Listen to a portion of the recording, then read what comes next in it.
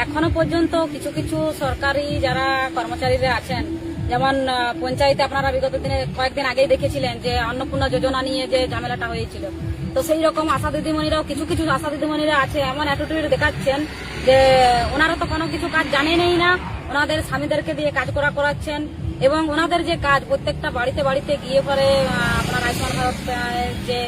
ভারত যে কার্ডের জন্য অ্যাপ্লাই করার জন্য যেসব পদ্ধতিগুলো আর সরকার শুরু করেছে সেগুলো ওরা নির্দিষ্ট একটা কোনো জায়গায় নিজেদের ঘরে ডেকে নিচ্ছে না, নিজেদের গ্রামে ডেকে নিয়ে পরে কাজগুলো করছে এবং তাদের স্বামীদের দত্ত। আমাদের আজামলাতে একটা ঘটনা ঘটেছে,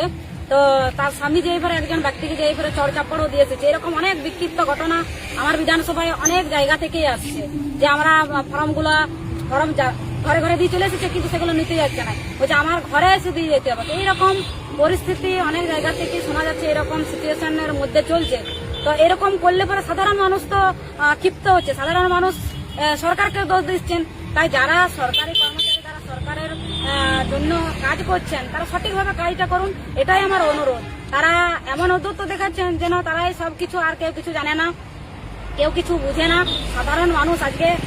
প্রত্যেক দিন, এখন বর্ষাকালের দিন আপনারা জানেন যে ধান রোয়ার সময় তো প্রত্যেকটা মানুষকে ডেকে নিয়েছে বাড়িতে, তো সেখানে যদি তারা আসে সবাই মিলে তাহলে তো একদিনকার তাদের যে রোজগার, তাদের যে টাকা 300 টাকা করে যে বেতন, সে বেতনটা তারা পাচ্ছে না এবং একদিনে তারা এতগুলো মানুষের আইডেন্টিফিকেশনও করতে পারবেন না আয়ুষ্মান যোজনার যে কার্ডগুলো আছে সেগুলোর। তো একদিনে তো সবাইকে ডেকে নেওয়ার কথা না।